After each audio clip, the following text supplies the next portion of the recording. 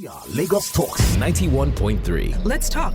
All right, good morning. Exactly 13 minutes down 11 a.m. It feels like 11 p.m. maybe because I'm with someone who's somewhat, fun, hyped, and more. Yes, welcome. It is officially a Wednesday. It's a wild one. It's a wonderful one as well. And that is because we have, I hate to use this word, the most recent evictee of the Big Brother Titans, aka Big Brother Africa. I have with me J to the E to the N to the N to the I to the O. It's Jenni O.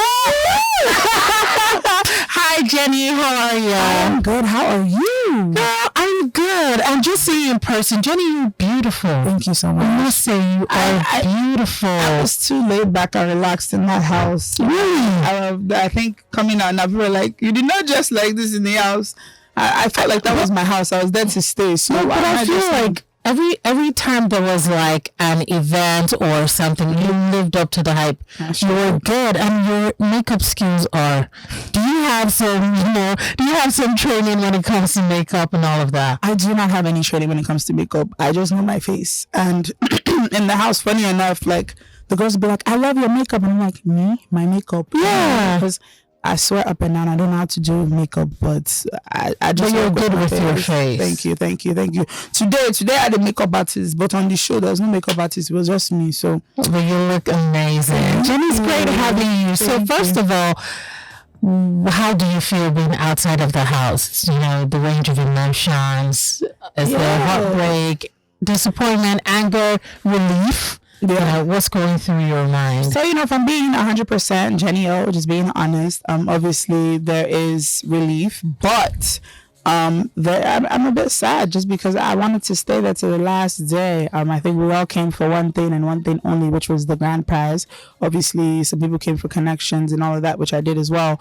But I wanted to stay there to day 78. So, it sucks, but, a lovely experience overall, and I do appreciate even just walking through those doors because not a lot of people are able to do that. No, I'm happy you mentioned walking through the door because Jenni, from the minute you stepped into the house, everyone knew Jenni was around. So I want you to describe who you really are because there's so much as regards you. We saw so many different angles to your personality. Yep. But first of all, I'm going to ask you the different angles that we saw. But first of all, can you describe yourself? Yeah, so Jenni O is loud and outspoken. Right. Loud, outspoken, but a very emotional being. I am very, very, very, very emotional. I wear my heart on my sleeves. Hence why I went in there with this defense and putting up this guard because I didn't want Jenni O to get hurt by any of these people. So I had to form hard babe, as we call it out here. You understand? But Jenni O is a leader, a natural born leader. And I felt like that came off like I was aggressive because I just wanted to make sure things were in order. Whether I was head of house, so I was not even head of house, but every head of house, I felt like I was assistant head of house. And it wasn't just because I wanted to take over or anything. I just wanted things, to make sure everything was in order in the house. No, I like that you mentioned everything being in order. We saw you playing head chef and you delivered. I mean, we kept every belly fed. I did. Literally with content and with news.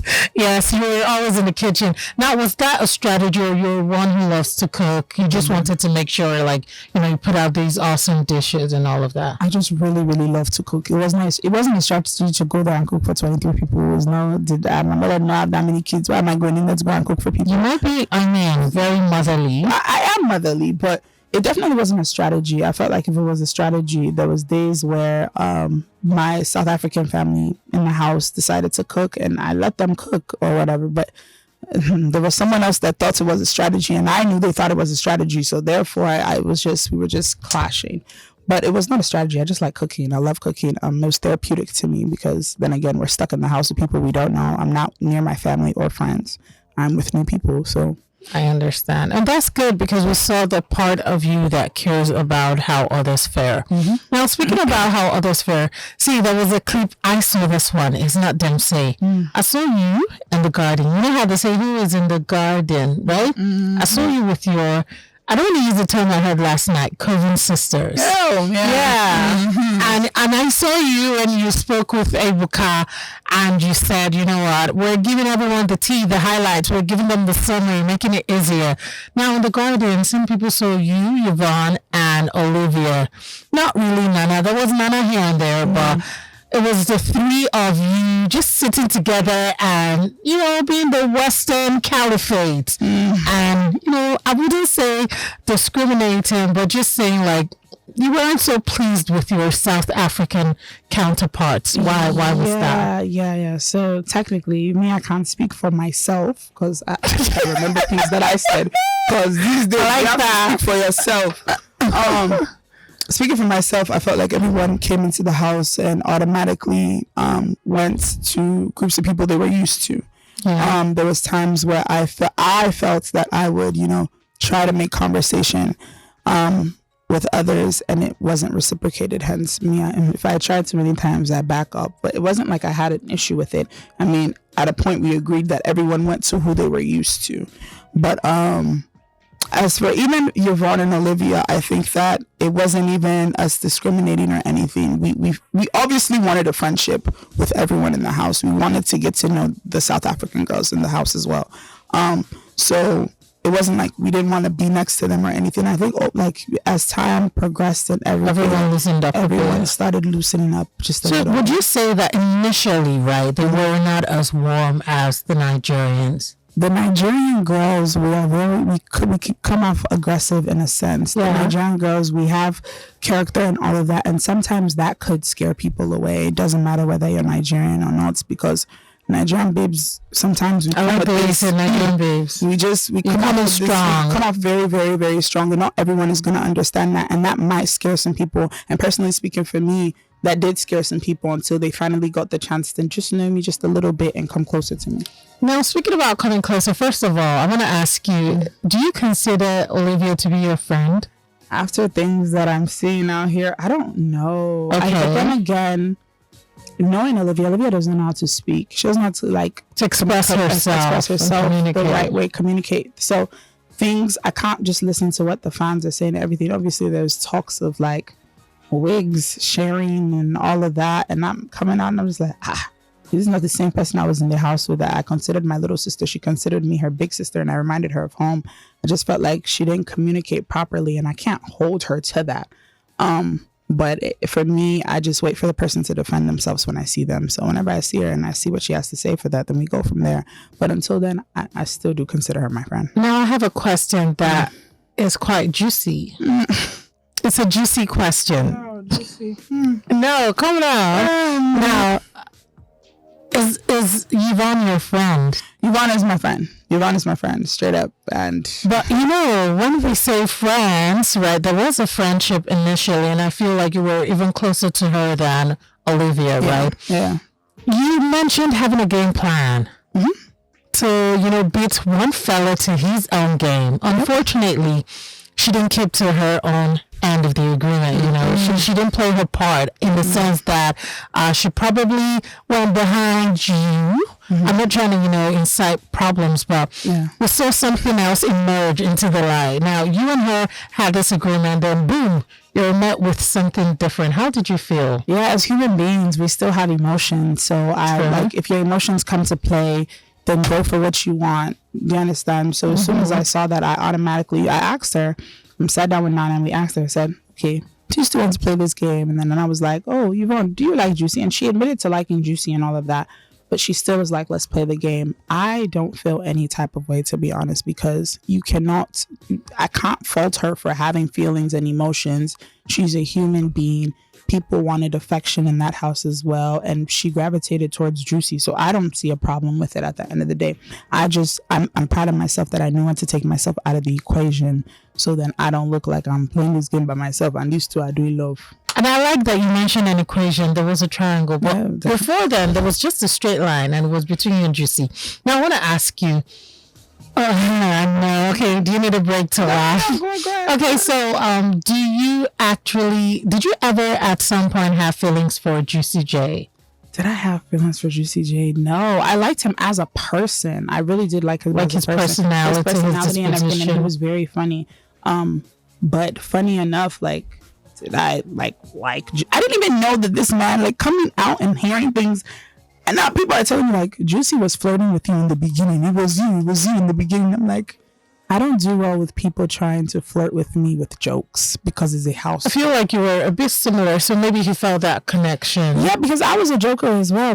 But the thing is, Juicy pulled aside everyone that he actually liked and told them that he liked them. So it was one of those things where I was just like, okay, well, let's be joking around because it's not serious. And then we're in the house. Like, you don't know if these things are real or fake. So I laughed at the jokes that he said.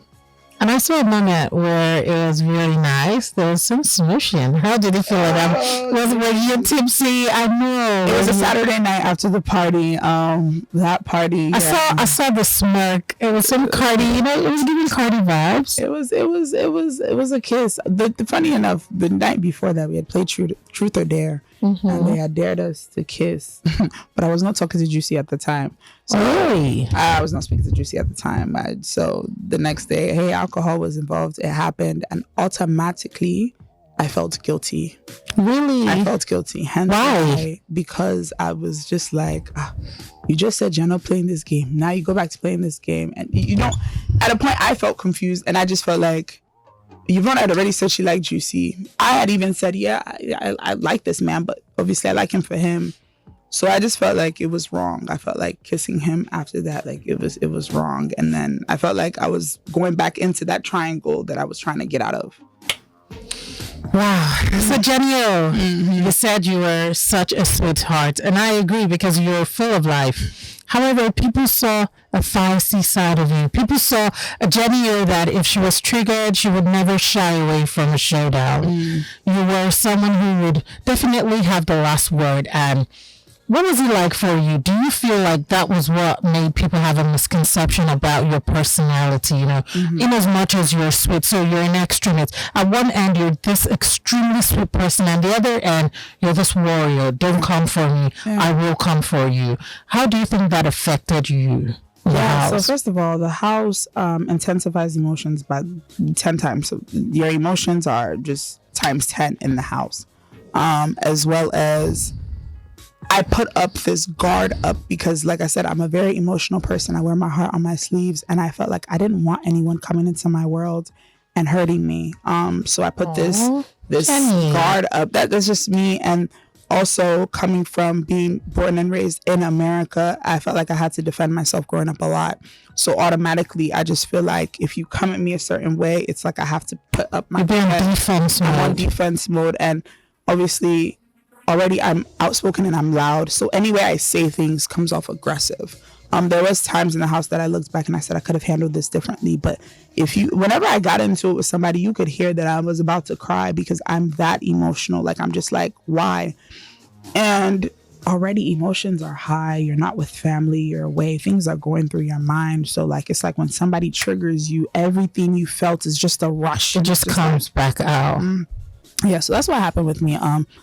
I feel like if I could redo it again, if someone triggers me, I just take a deep breath and walk away.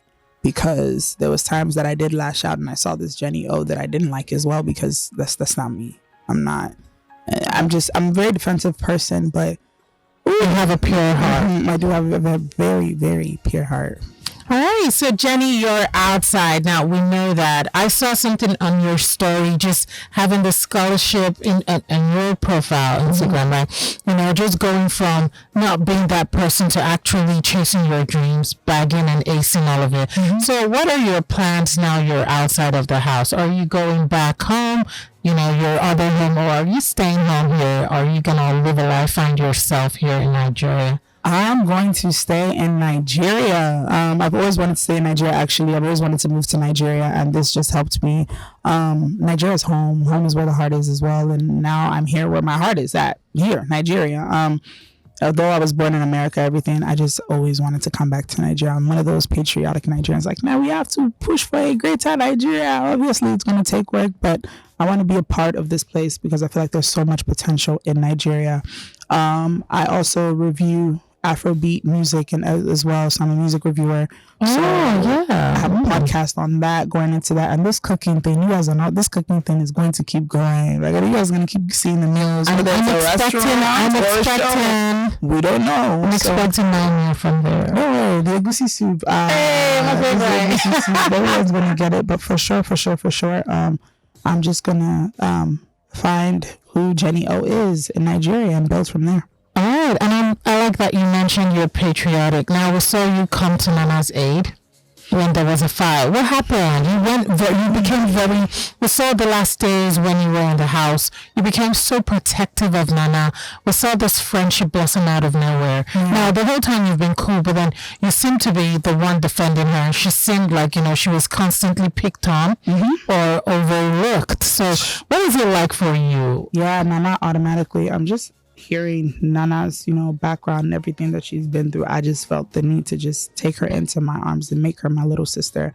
I felt that she didn't really gravitate towards a lot of people. She was very to herself, and there was a lot of things happening in the house that a lot of people didn't see. So I felt the need to be there for her. And if I love you and I care for you, I'm going to be there for you to the end of time.